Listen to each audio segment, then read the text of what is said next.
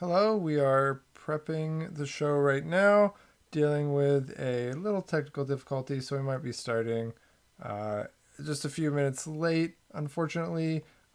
Please stay tuned, and if you're mad, maybe leave a comment. All right.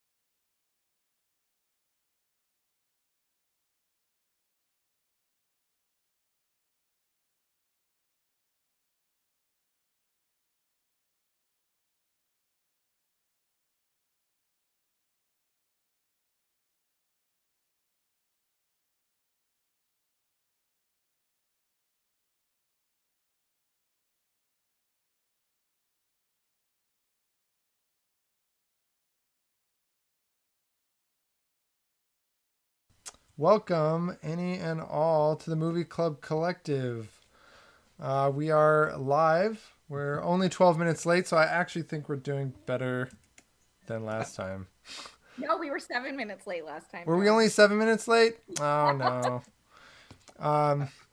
Shame on us. Well, welcome anyway. I'm not sure. I don't think we have any extra people live, but if you are tuning in later, welcome all the same. On this here show, we discuss a new movie every week. Right up top, before we kind of get into anything, I just want to address that we didn't put up a poll this week as we were doing to select our movie. This was not because we forgot. It is because we are going to be making a few changes. So we're going to be doing a little bit of restructuring of the show. We'll have more announcements on that next week. But as a result, we have just picked the movie ourselves, and that is probably what we'll be doing from now on. We don't want to put a lot of responsibility on the viewers, as we were. Right. We were asking a lot, and we're making some changes just to make our lives easier. It might be, life during the coronavirus, but we do still have other things that we want to do other than just work on this show. So, as always, I am joined by my co-host, Rochelle Racine. Welcome. Thank you. And this week, joining us, we have Bruce Gale. Welcome to the show. Hello. Happy to have you, Bruce. Yeah. Happy to be here. Thanks for inviting me. Yes, absolutely. You want to tell the people a little about yourself? Sure. Well, I am an actor and I do voiceover work. Most recently, I dubbed the coroner for Babylon Berlin that is playing on Netflix third season. I was invited back to reprise my role, so I'm very happy they still wanted me. Nice. Curious. So is that a German show? It is, yes. It's a German show, and so they so you're dubbed the American it. cast. That's cool. Right, the American cast, yeah. Yeah, it's something that you don't think about often is the dubbing cast, right? I mean, I guess you do, Gil. Well, what was really nice this season, they actually made it a SAG production, so the dubbing cast got credits at the end of it, so that was kind of cool to see. Nice. And you're Taft Hartlead.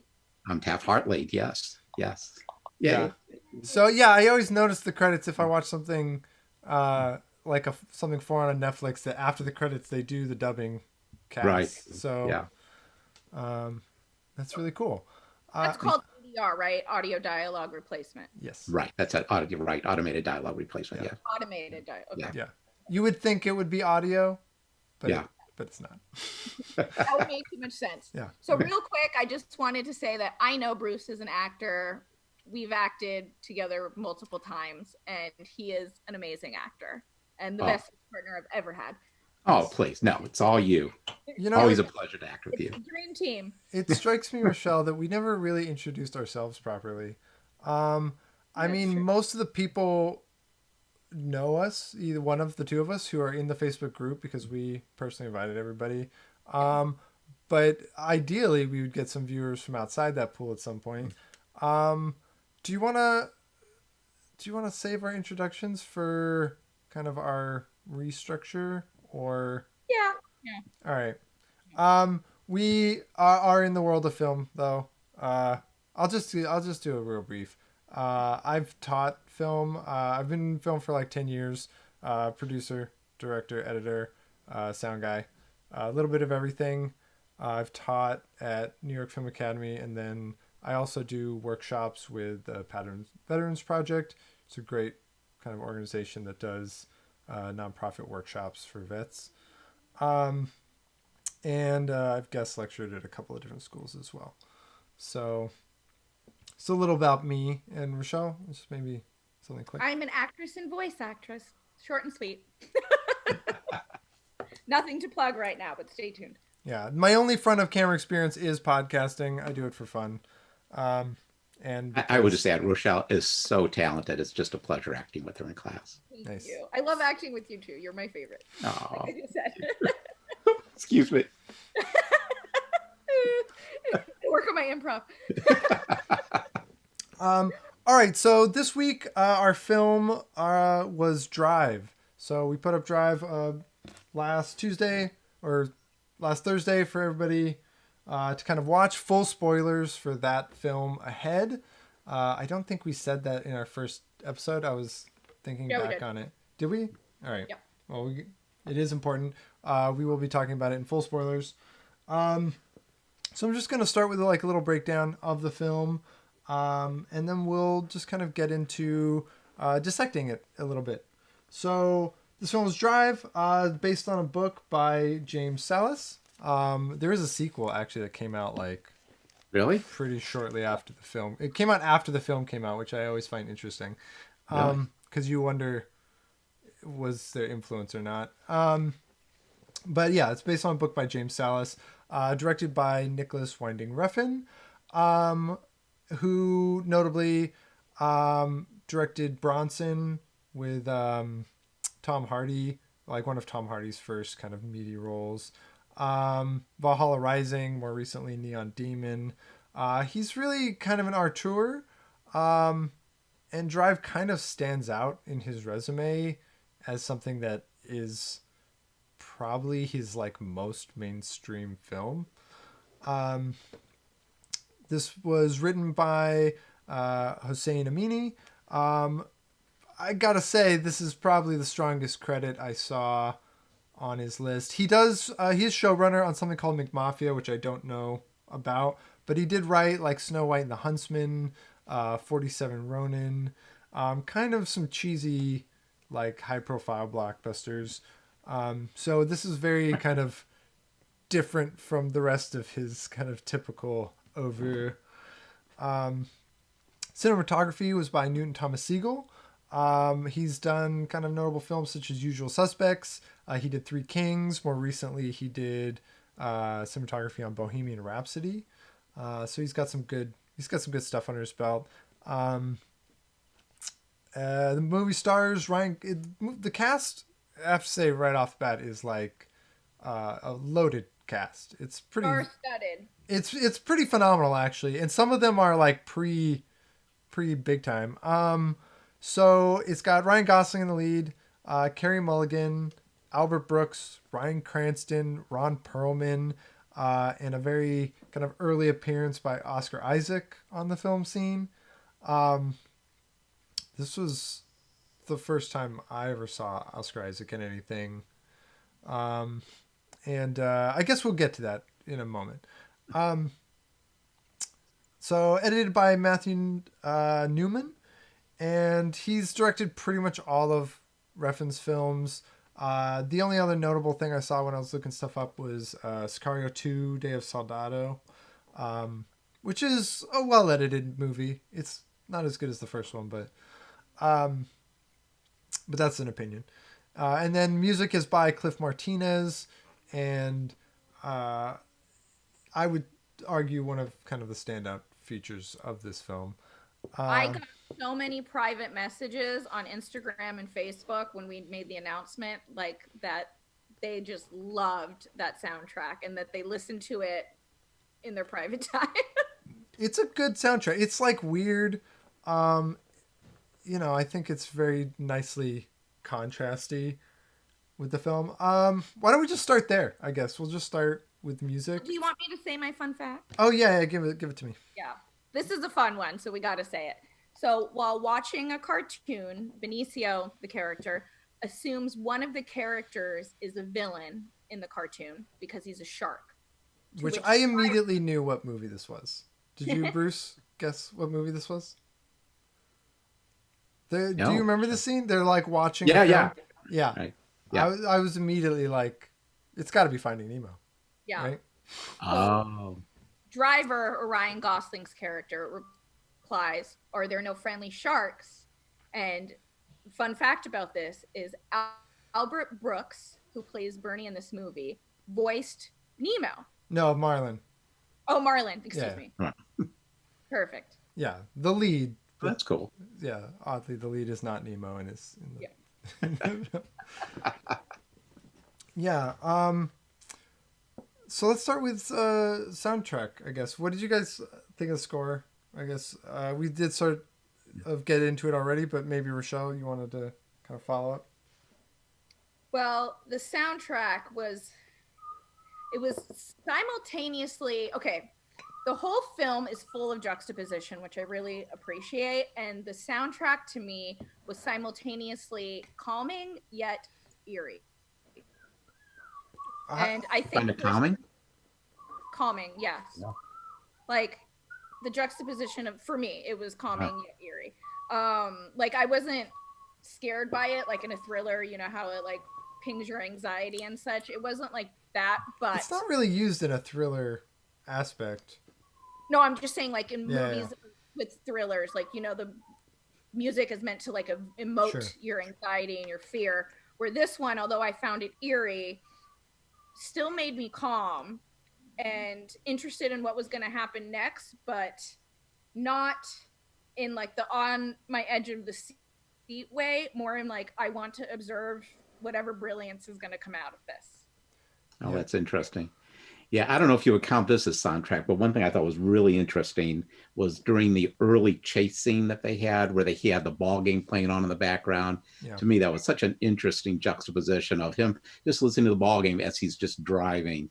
The sound design in that opening scene and throughout the movie in general, but especially in that opening, is so good because there's like the ball game, there's the police scanner, Yeah, there is a soundtrack, and it comes in very subtly and it kind of ebbs in and out. Um, and then like it's very quiet mostly, but when it gets time to like, oh, the cops have spotted us, like suddenly both the camera and the audio track cut to like outside the car, and it just gets like we get that huge kind of roar of the engine. Sound design was, I thought, kind of like masterful throughout this movie actually. I liked a lot the just like the use of soundtrack, and uh The you know the, music was perfectly placed. yeah, and it is like not what you would expect from like this kind of, this is almost like a film from the 60s or something, like like it's clearly like he's a James Dean-esque character. um and the To be honest yeah, with you, I'm sorry to interrupt, but I all was good. expecting like Michael Bay, like explosions and just like ridiculous, like over the top music and like everything that this film is not, which I really appreciated. Yeah, well, yeah, I hear that, but there were other elements of the film that I thought were like over the top in terms of the violence, almost sort of Tarantino-esque in terms of the way they use violence, and yeah. almost to a point where it was like, It's okay, this doesn't even look real. I don't know if you guys have seen any of his other films, but it's kind of a staple of Refn's to like have, like, it's kind of his thing where he has like a lot of kind of like these big lulls, and then when it's violent, it's like hyper violent. Oh yeah, yeah, Um, And real, the thing with Quentin Tarantino, the difference between their violence. I mean, obviously Quentin Tarantino, like every movie is about violence. But like Tarantino, when he makes it violent, it's like over the top ridiculous. he plays it for Like laughs, right? yeah, the blood like sprays Yeah. everywhere really unrealistically. And then in Once Upon a Time in Hollywood, you know, Leonardo DiCaprio is that flamethrower. Yeah. Like, Something I noticed. A quick aside about Tarantino is like he almost always plays violence for laughs. yeah, Like he always looks for comedy in it. Like, even when it's not extra gory, like whatchamacallit, the one with his third one, um, with Brown. What is yeah. it? Oh, Jackie Brown. Jackie Brown, yeah. oh, yeah. In Jackie Brown, when Robert De Niro kills Bridget Fonda, spoiler alert, like there's no real blood or anything, but Yeah. it's done like it's a gag, like it's a joke. Yeah. And All right, Whereas but I have to ask you guys about the Yeah. one scene where the rifle is shot through the window and blows that girl's head off. Exploded. I mean, exploded. And that's what would really Like, happen. That's Christina what got me. Hendricks barely in this thing, a name in her own right, right? Yeah, yeah. And, She lost her head quickly in the film. Yes. yeah. Like that. Ooh. But really got me about this film, and one of the reasons it made me uncomfortable, this film, and this film was not for me, and it was because the violence was so realistic. I mean, I've never seen anybody have their head blown off with a shotgun, but I imagine, especially at that distance, it was close. Oh, it exploded. My wife and I were watching it together. It was like, what? Yeah. Well, I wouldn't even say it's realistic. It's just visceral. It was stylized. It's very stylized. Like you mentioned, that one for me, I think that bit in slow motion is one of the more questionable moments in the movie from like a directing standpoint. I think most of the time this movie is directed kind of like to perfection, where every frame is telling you something, and like, I don't know, as I was watching it, like the like scene study teacher side of me was coming out, where I'm just like, every shot has like there's the shot where like Ryan Gosling is like talking with Carey Mulligan in her house, and he's looking at her and he's happy, but like right in the corner, like if we look at my screen, it's like right tiny in the corner is like the picture of Oscar Isaac and his kid, you know. And the movie's just full of stuff like that. Like he walks into his apartment and it's just empty. It's just empty squares. Like that's all we see. And then we go very shortly after that to the neighbor's apartment, and there's like color on the walls, and there's life, and there's character, and you know, it's lived in, right? It's so like every choice feels very deliberate in that sense. You know, for me then, because I think there were some incredible elements of it, like you're describing, John, but it's almost a case like the elements are, for me, were less than the whole in terms of my overall enjoyment of the movie, you know? Yeah. Yep. I mean, it's a simple movie. Like, you know, I feel like, you know, if I'm going into critique mode, it doesn't have a lot to say. You know, like it is just kind of like this ambient feeling. It's like, you know, there's a sense of cool. There's a sense of like, you know, attachment and finding purpose. And, you know, and then there's like the Western element where it's like the man with no name kind of story. To me, you know, if you get past the violent part of it, it was like one of those movies that, you know, my wife and I would characterize as it's a fun movie, you know, and so we enjoyed it from that standpoint. That's a great way to look at it. As someone who you weren't in that class with me. I took theater combat, and I just like, it was so much on my soul, and I cannot get into violent films unless they Tarantino it and make it comedic. Right. Yeah. So that's a great way to look at it. It is a fun film if you can get past the violence. Right. Yeah. And while we're kind of touching on like these elements in cinematography, one thing that I really loved, I feel like he was able to instill LA with a sense of life and character that like most directors just don't do. You know, I agree with that a lot. Yeah, because there was a use of like the night shots of LA, and there was a lot of the black and orange to me, which gave it a vibrancy that made LA really just light up. And if you didn't live out here, you know, I came here from the Midwest, so whenever we would see movies about Los Angeles and that, it had this mysterious and magical element to it, which I think that kind of shooting really brought out. Yes, definitely. And you know, it went with the character with Driver, because obviously this man is very mysterious. We never find out his like, you know, global past circumstances. Right. And we, you know, we're just kind of like introduced to his mystery and his like mythic character. Yeah. Like in terms of like how the movie shoots LA, I do love that they go to like that edge, that like border of the LA River, you know, and it's like, by the way, there's a real river that this very famous paved way connects with. We're not a desert. We have waters. Yeah.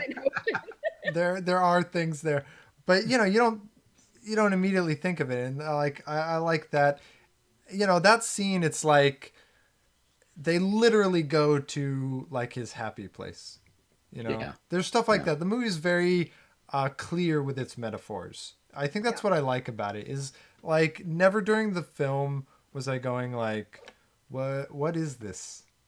Right. like Who I are the do, good guys? Who are the or bad just guys? like, You what get is this movie about? Like, it's very clear the whole time you're watching it. yeah.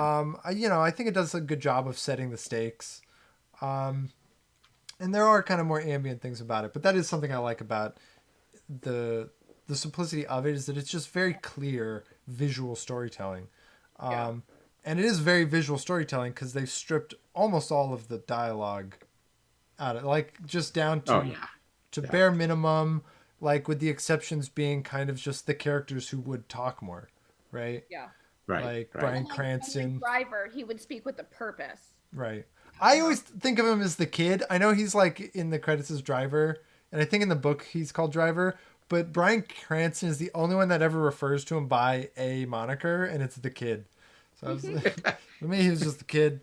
Because that's what I was wondering. It's like, did I miss his name somewhere? But it was No, just the driver. Yeah. yeah, he's just a guy. Yeah. Yeah, Bryan Cranston refers to him as the kid when he's talking to Carey Mulligan. That's as close as we ever get to like him being labeled with a name. Yeah. And everybody else gets a name, like kind of pointedly. Yeah. Um, so yeah, not the most subtle, but I like that it's clear. Yes. Um, It's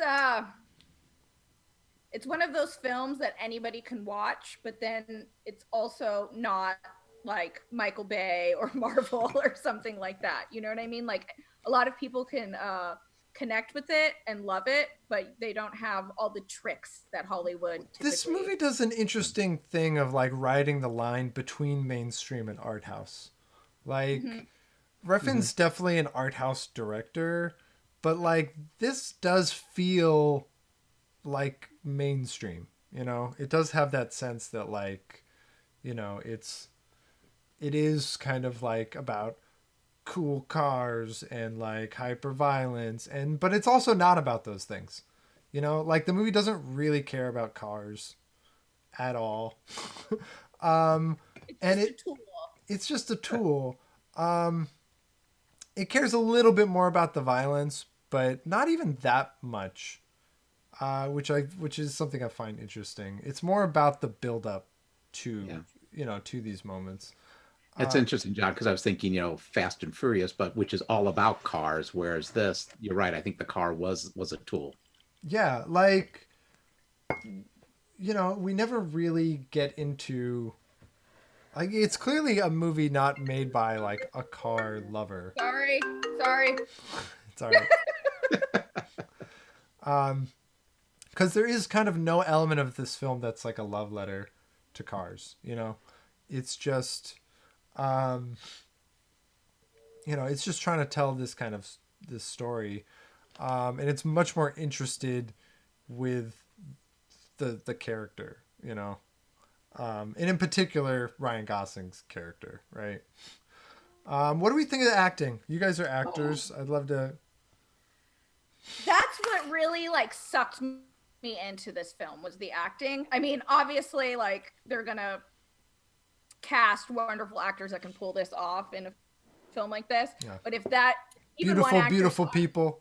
yeah, full of Yeah. beautiful people, Right if before. even one actor like fell very short to me, like I don't think I would have wanted to finish the film, other than like obviously having to because of this episode. I want to focus on Ryan Gosling. Like I feel that this is one of the characters that he most inhabited. Like he almost like he really lived in this man, and he really lived in Driver. And I think that ability of him like really pushed the straightforward Hollywood tough guy into like something really complex and contradictory with him, which again leads back to what I was saying earlier. Like this film is full of juxtaposition, and he was physical and self-confident, but obviously lonely and, possessed with very dark past and like a stillness about him. Yeah, and not Like, without emotion. Like there are moments where like when I forget the character's name, but when Oscar Isaacs gets shot and he's like clearly very surprised and shocked, and it's like it is kind of a rattling moment because he's always so cool. But it's like, oh, there is like, you know some of it's kind of a show, right? He puts on the I'm tough because he works with criminals. You know, Yeah. you kind of get that feeling. Yeah. Well, also, I mean, to piggyback off that in a realistic way, like when you are so used to that, you kind of become jaded, you know? And I think that his reaction in that moment humanized him. Yeah, and the movie hints that he's already run from a criminal past. Yeah. You know, like when he talks to Bryan Cranston, and he tells him to like, you go and you never come back and you never tell anybody. You get the feel like I got the feeling that, well, that's why he's in LA in the first place, is because something similar to this Oh, just happened, and he had to start over, right? back Bruce? to your comments, Rochelle, about Ryan Gosling. The dialogue was very sparing for him, so all of his acting came through what what flickered across his face, his movements, his attitude. So that was pretty amazing. It Yeah, was. he And has like less than 1,000 words. I saw yeah, in the Really, yeah. very yeah. few. Um, like, I could almost imagine what he would say, even though he wasn't saying anything. Not even almost. I could imagine what he would say when he wasn't saying anything. Well, and Yeah. apparently the film started with a significant amount more dialogue, and between sort of Ryan Gosling and the director working on it, they just like started stripping everything away that felt Really. superfluous. Yeah. With kind of like the exception being like, Bryan Cranston, who's all of his dialogue is superfluous. He's like the opposite. He's just filling Yeah. Yeah. he's filling the void. Bruce, what did you think about Carey Mulligan's performance? Let me get with Carrie. As Irene, I think that was her character. Wasn't that her character name? Yeah. Irene. Yeah. Correct. Yeah. I really enjoyed her performance. The fact that she was very slow about letting him into her life, and then embracing him. Um, Actually, I thought some of the more tender and more beautiful moments of the scene were that relationship, that developing relationship between her and Ryan Gosling. Completely. I mean, another juxtaposition. It's showing his soft and human side when he has this whole different murderous bad boy side. Yeah. I loved I loved the progression of the relationship as well. Like, to be honest, I was expecting like full blown sex scenes and like, that type of relationship to Uh-huh. develop. I was pleasantly surprised. It's very that tender, wasn't. right? Yeah, it Like, is very. Yes. and I liked that. Something I kind of didn't really pick up as much up on the first time I saw it, that I got more in this one, is that his relationship isn't just with her; it is with the son too. Yeah. Oh yeah. Like, Yeah. he loves them both. You Yeah. know, Yeah. which is something I liked a lot about the film. That I thought Yeah. was kind of a nice choice. In fact, in some ways, I thought the son hooked him even before he found his love relationship with her, with the mom. Yeah, it's true. He catches the kid catches his eye in the store Yeah. first, right? Yeah. Agreed. Yeah, it's interesting, and he does have like moments where the two of them go driving at night or whatever. But like, when he takes them into the LA River and all that, like the way that it's shot, the music that's used, it's like that buttery golden light, and it's very much the three of them, and like the kid is brought up to the front seat. And I really liked that they kind of had the relationship between the three of them. Yeah. And it makes sense because like as a single mom, she's gonna be, her kid's gonna be very important to her, obviously. Like, and somebody who couldn't get along with the kid would probably automatically be Oh, out. that's a non-starter. It's Of just, course, yeah. the father in me, when I watched that scene, said, "Is anybody wearing a seatbelt? Why is that child sitting on their lap in the front seat?" Yeah. I loved it. It was very tender. And obviously this speaks to the fact that like he's ready to give this life up and he wants the family and he wants the tenderness. Yeah. He's lonely. I feel like Yes. acting wise, also, I got to give a crazy shout out to Oscar Isaac. This was the first time I ever saw him. And so I didn't have any like preconceived notions about like Oscar Isaac, the actor, when I first saw this. And I absolutely fell in love with him. Like, I really like that they took kind of the deadbeat dad criminal father trope and they just kind of upended it. They're like, let's make him likable. Yeah. And I think Oscar Isaac really sells that because I don't think it's really in the script itself that he is likable. I think it comes across through his performance more than That he anything. found that. Yeah. Yeah, that like he managed to find a way to like make him just feel human. Like Hmm. obviously he's a little like put off by the fact that he kind of knows his wife was probably hooking up with the neighbor, but Yeah. he doesn't go full asshole about it, you know? He Yeah. like Yeah. he's like understanding that like yeah, I was in jail. Like this was Right. bound to Right. happen, you Yeah. know, and he handles it kind of like a champ. Yeah, he And handles it like a gentleman, and you would not expect that from an ex-con, you know? yeah, Yeah, that was one of the more really interesting aspects, character aspects of the movie. The fact that he was really with both hands trying to change his life and to restart his life, and then getting the idea like, oh, what's going on here between these two, and adapting to it and actually making a friend out of him. That was pretty amazing. yeah, Yeah. it was pretty cool. When antagonists are able to be likable, I always relate it to Meryl Streep because I feel like that's her like bread and butter. No, And I was like, I loved him and I was cheering for him. And when he passed, I cried. You know, it yeah, was the only yeah, time I cried It in the is movie. shocking because you start to like him pretty quick, and then And they they take just it away like, from you. yeah, yeah, uh, and like, and also that moment is jarring because, like, the stakes are appropriately high for the situation, and like that as soon as he's done, it's like, oh, the situation's broke, like it's not gonna work out. Like you kind of as the audience member like know it right then and there, uh, Yeah.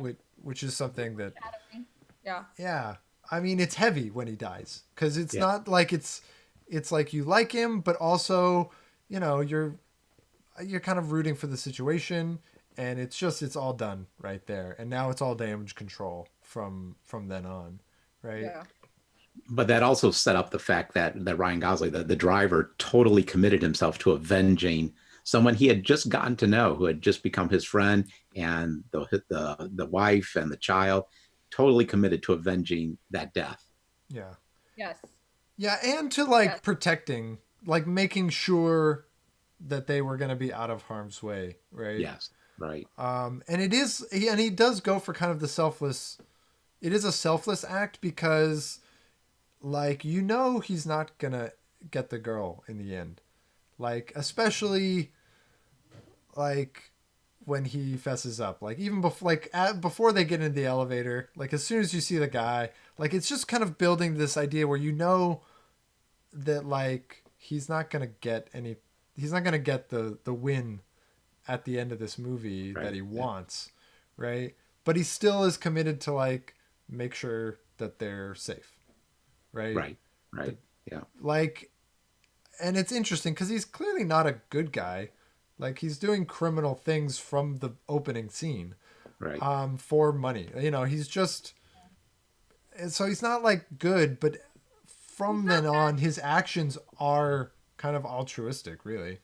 Yeah. He's not good, but he's not immoral either. Yeah, So he's he not has a immoral. code that he lives by. I was just gonna say that, like, how often do you see criminals with boundaries? You know, and when Right, he was discussing driving for the father, Oscar Isaac, he was like, I don't carry guns, and these are like my boundaries, and I was right, like, yeah, this is refreshing. yeah, You know, how often do you see a criminal with boundaries? Yeah, he In just that does way, the thing. It's almost like the opening of the transporter where he gives the rules. right, yeah, But like that's what I mean. It has these elements that are like straight out of like mainstream over the top movies, yeah, but then it like low keys all of them. yeah, Um and it kind of manages to avoid a lot of like common tropes that like would tend to get on your nerves in terms of things like the love triangle or like the over the topness. I love that the car crashes are not real. explosive. They're just like the car flips once and then it's done. Yeah. You know. Yeah. They were very realistic. Like I was saying, I was expecting Michael Bay, you know. So that was great that it was not like that. Yeah, it's When you were refreshing. mentioning about giving the rules, I like the bit about the 5 minutes. That was very cool to me. That's not something I've seen before. For that 5 minutes, I am totally yours. I'll be there for you. But after that, it's all over. Yeah, don't count on me to stick with you after that 5 minutes. Yeah. But during it, anything, you know. Anything, I'll do anything. That was pretty cool. I haven't seen that before. It Yeah. was really And it literally sets a ticking clock on it, right? So like you have like the, and like they use that in the sound motif, like that opening again with the sound, like it's a case study for like how to layer things well, because it does that, it does the Hitchcock, right? Put the bomb under the table, like let's give it a 5 minute clock. This way, when one guy comes out of the building and the other one's late, we're like, oh shit, he's gonna burn up our 5 minutes, right? Right. To piggyback on what we were talking about on like the, you know, we knew he wasn't going to get the girl. I, for some reason, I don't know why, like didn't pick up in that moment that he wasn't going to get the girl. And I viewed it as like, you know, he loves her and he's going to sacrifice himself. And no matter like, you know, high stakes, high consequences. And he was just there to love this woman. Yeah. Yes. Yeah. I don't know why I didn't pick up on the No. original. And I love the device that they used where at the end she knocks on the apartment door and there's no answer, realizing that he's gone. Yeah. It wasn't that he was just away. She knew he was gone. Yeah. And like, you know, she's sort of kept in the dark, but you get the sense that she's smart enough to She is to know. sharp. Right? They even allude to that. Oscar Isaac says that with his pickup line. Oh yeah, she's quick, right? Yeah. Oh yeah, what is her line? She was like, "Where's the deluxe version?" Yeah, where's the Yeah, right. Standard. Yeah, The standard. Yeah. Yeah, she's a smart cookie. Yeah. Okay. One problem I had, I want to see Sure. what you guys thought about it, is that, you know, I accept the reality that he was a great driver. You know, he was a stunt car driver for Hollywood. He was a great driver. And then all of a sudden, he has all these mad combat skills. And they didn't provide any Does he background. though? He kind of just sneak attacks. Like when he goes in with the hammer, it's just all confidence. Like there isn't crazy blocking. There isn't crazy skills. Like he bum rushes the guy at the strip club. He literally just like walks up and hammers his hand. Like that, you're done. I don't care who you are. If somebody does that to you. And then with Ron Perlman, he T-bones him with a car, right? So like, you know, the idea, because I was almost like, would Ron Perlman not be able to put up a fight? But then I was thinking that like he just got out of a car crash where like he literally got T-boned. It's like the worst way to get hit. Yeah. And then with Albert Brooks, he does get stabbed. Like Albert Brooks straight up shanks him. And he manages. So I didn't really feel like he was over the top badass. I think he was just smart, right? Mm-hmm. It's like, don't give your opponent the chance to be better than you. Like, even in the elevator, he kind of bum rushes him. They have a little bit of a struggle, but he's like prepared. I mean, he just stomps on his face a bunch, right? He just kind of overdoes it. So and maybe it was that scene in the elevator where I was thinking, wow, he's got all these skills here. But, you know, it's kind of, that's interesting. Yeah, to me, he just kind of brute forces it and he kind of surprises them. And, like, it is really violent, like, right? When he stomps on the guy's head, it's, like, very bloody. And to touch on his violent training, one thing that stood out to me, and I actually agree with Bruce, is, like, you know, where did this come from, was when they were in the hotel and he is very observant, clearly, you know, with the guy in the elevator. He saw the gun and he saw these people walking past him, but he like took the shower rod and stabbed that guy in the chest. Yeah. That's true. Yeah. You know, so I feel like there is a level of training there. It's not all luck, because I think that's where the mysterious past comes in, right? is Right. like, we Yeah, don't exactly. know. What? Right. Where's his backstory? Was he a combat veteran? Was he, on the special forces? We don't know. But it was Yeah. like all of a sudden, I'm a driver, but I've got, I'm deadly. Yeah, but we do know him as a criminal first, right? Yeah. He's a getaway driver, which is Yeah. not just it's not even just a stunt driver. It's like, I'm literally willing to put myself into Yeah. danger and work with Yeah. criminals. Yeah. So, I was pretty, maybe I'm just more forgiving on it than you, but I mean, that's fine. I'm very harsh on a lot of films, so Yeah. I don't hold it against you. I found myself craving his story and like why he got to where he is. Yeah. I think that means they did a good job. Yeah, I was just gonna say, obviously that means they did a good job. And that's just like I need these details. Right. Yeah. I would have loved some more hints at that, what that background is. Yeah, I wouldn't have minded a few more hints. I do Yeah. think to give us the whole story, would kind of take away, some of the cool, The mystique. so to speak. Yeah, the mystique. Thank you. Yeah. And like, his character kind of needs some of that mystique. Mm-hmm. But yeah, a little bit more wouldn't have hurt. Yeah. Yeah. I kept trying to figure out what actor that mask was supposed to be. Yeah, okay. Because they're like, you're the lead, and I was like, is he Vin Diesel? Who is he? Oh, right. Right. Creepy ass guy. Wasn't that creepy? That was really creepy. That mask. Very. Yeah. Yeah. Like,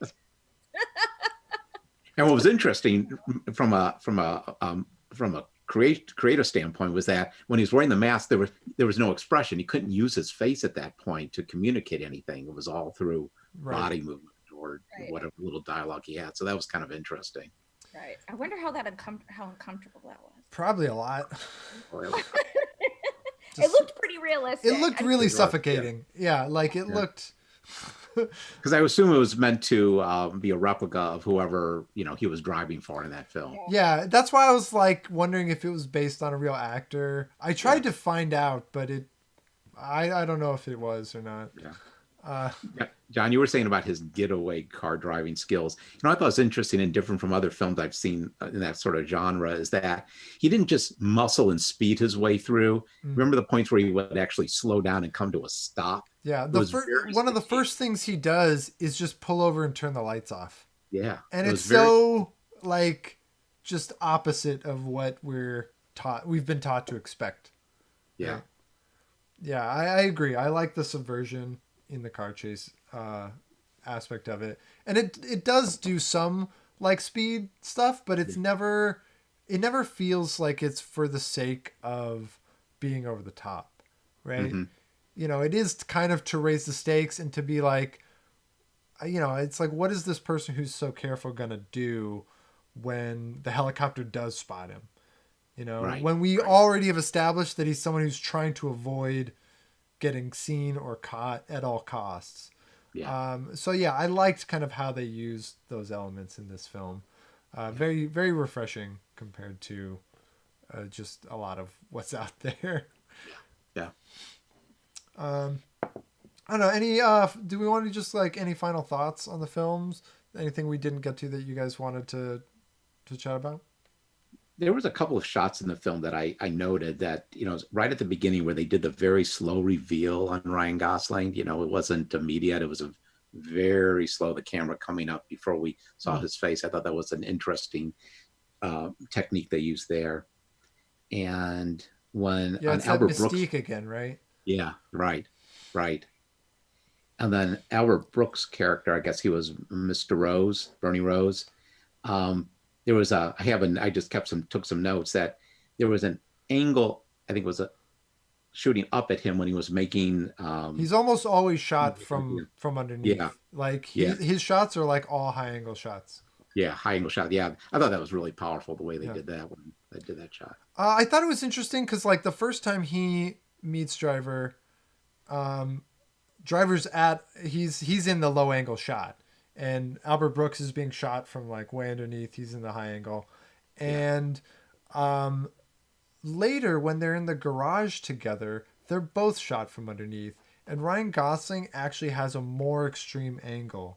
Like if you kind of go to like the rudimentary film theory that like the low angle is the power shot, Hmm. you know, then like in the garage they were almost on the same footing, but if anything, Ryan Gosling is like shot in a way that's more powerful and like Yeah. more dramatic even than Albert Brooks is. So I thought there was like interesting things Yeah. in that way with the camera. Yeah. Agree. To speak on Ryan Gosling, one thing that I loved about this film was that this role propelled him into overcoming like the typical heartthrob Mm. that he would play otherwise. It kind of And did that with his public image too, right? yeah, exactly. Which was so He's refreshing. great though. Like Lars and the Real Girl, like he's have you guys seen that? Yes. Yes. Yeah, oh, he's so good in that. Like I think he's one of these actors who is very pretty, but he's got chops, you know? Yeah, he's a great actor. He is really pretty. He gets that Brad Pitt thing where like Brad Pitt, you know, we kind of have to every now and then come to his defense and be like, you know, he is a good actor. uh, A supporting actor for Once Upon a Time in Hollywood. So there you go. Now it can't yeah, be argued. that's a separate issue, but I think that's Brad Pitt's best performance Yeah, agreed. because he So disappears. overall, as I mentioned earlier, this film was not for me. Too much violence. To me, that was very realistic, and I cringed a lot. But I loved Ryan Gosling's character, the juxtaposition of him being like sweet and revolting and tense and surreal and surprising. I just loved it. And then overall, the juxtaposition of the film was like calm and calamity. I loved the like film noir edge that it had, and I felt that the pace, although a lot of people say it was really slow, I feel if you have the patience, people would find it hypnotic. Wow, that's interesting. I would not have characterized it as slow. I thought it was well paced, you Yeah, know, I and like the pacing. I mean, it's to me, it's like it's melodic, right? Because mhm, it does have these moments where it lingers, right? Where it like it lives in a moment, right? Or it drags out the silence where like him and Carey Mulligan aren't talking, but clearly right. they're like Yeah. communicating. Yeah, they're communicating cerebrally. Cerebrally? Why can't It's I a say? Yeah, really, if it's not a word, it should be. Yeah, that's probably why I couldn't say it. Well, I think it depends on what kind of movie you think you're watching. So if you're the kind, if you like a violent movie, Mm. car chases, explosions, maybe not the movie for you. If you like the movie, it had those pieces to it, but it was really about the relationships between all these folks, the love relationship between the bad guys. So if you're more into appreciating how those relationships build and the complexity of those relationships, I think it would be more the film for you. yeah, and Exactly. I also think this is a film for people who just kind of appreciate craft because Yeah. it's very well crafted from the acting, you know, to the soundtrack to the cinematography, like the design. It's just like very well made. Um, you know, kind of regardless of the more opinion based decisions like the slow motion headshot or like whatever. Yeah. Like so Yeah. there, you know, there are things that you know are a matter of taste, but I feel like on an objective level, it's incredibly well crafted. And if you appreciate filmmaking, I think that this is, you know, why when it premiered at Cannes, it got like you know a 17-minute ovation or whatever. Yeah. Um, I completely understand why people love this film, you know? And if there was just like a little less violence, I would probably watch, like, rinse this and watch it over and over, you know? Yeah. It was Yeah. beautiful. I think for myself, what I said earlier about the elements being, the whole being less than the elements. I love the crafting of it, mm, looking at it through an actor's eyes or a filmmaking eyes. I love those elements of it. If I was just an audience member looking at it as a film, it would be like, okay, it's a fun film, and I would move on. yeah, and I could see it being seen as like very simple. You know, like some people want more something more elaborate, either with the Mhm. plotting or with the dialogue or you know what have you. And this is a very kind of stripped down thing, so I Yeah, could see it feeling like a small movie or like a very simple thing. But you know, for my taste, I got a lot of what I like about watching movies out of it. Um, you know, I can cringe from time to time, but um, the worst one I think is actually the bathroom where he stabs the guy, because he's just like, yeah, Yes, he's yes. just like leaking all over the place. Um, and like, yeah, that is kind of cringy and like, a little more than I tend to like, but uh, it's a choice, and it's there to get you to kind of squirm a little. Yeah, Totally. I totally. so I That can was appreciate it. Yeah, Yeah, yeah, that was completely excellent. Like every single moment, I was like reacting Yeah. to something, And I like which a most simple films. I like a simple story, because the more complicated you get, the more chance for plot holes you have. Like the right. more chance that I have a harder time suspending my disbelief. Like, Yeah, this keeps it so simple that like I was just in it kind of from beginning to yeah. end. Yeah, And I will give this film high marks on the lovemaking scene. There's so many Hollywood movies that the lovemaking scene is they're banging off the walls. It's like way overdone. And this had a tenderness to it and a gentleness to it that I think was more in touch and appropriate than sort of what you typically see in the first right, time a couple gets together. right, Yeah, because it's not like that's one of the elements of the movie that's not gratuitous. Like the Right. violence is gratuitous, Yeah. and like even the style is gratuitous to an extent, but like the emotion is where they're trying to kind of keep it Yeah. grounded. And I appreciate that as well. Yeah. All right. I think we had a nice discussion about it. Thank you so much for joining us, Bruce. My pleasure. Thanks for Where having me. can the people find you? And if you've got anything to plug, now would be a great time to plug it. Well, they can find me on IMDb. I'm there at Bruce Gale VT, I think, or I think you're going to publish the link, I Yeah, believe, for that. we will add it to the description once Yeah, we wrap up the live feed. yeah.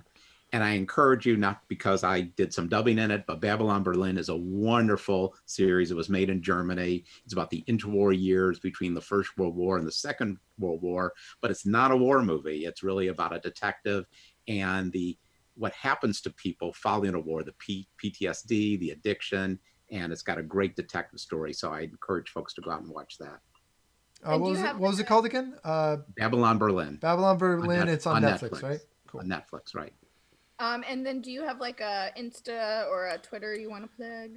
On We Insta. put your Twitter up on the. Yeah, you got the Twitter one. Yes, we'll do that. Yeah. Follow him. He needs to build his socials.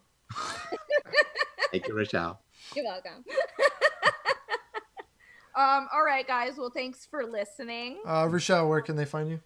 You can find me on Instagram at Rochelle Racine. Please check the spelling or use the link below because my mother likes to be unique in her naming of children. And you can also follow me on Twitter, also at nope, just kidding.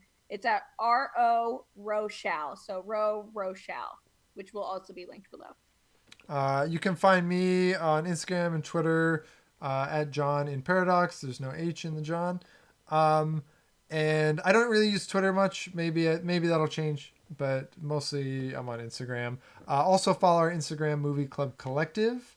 And our Where Twitter, Club Collective. oh is the what is the Twitter? I thought we Movie didn't Club. have it. Oh, just kidding. It's Yeah, we'll be announcing a Twitter. So we'll be launching our Twitter soon. we're having trouble with the name. Yeah. So we'll be introducing that soon. But for now, follow us on the Facebook. Join us in the group. You can just search Movie Club Collective on Facebook, and we'll have more updates soon. Like I said, we're gonna kind of do some changes to the show. So we're still kind of finding our sea legs with this, and I hope everybody is staying safe and practicing good social distancing and all that. If anybody out there knows anybody who's sick, we wish you the best in the speedy recovery. I think that's everything. Did I miss anything, Michelle? Nope. All right. Well, until next time, then. Watch more movies. Watch more movies. Happy viewing. All right. Thanks, guys.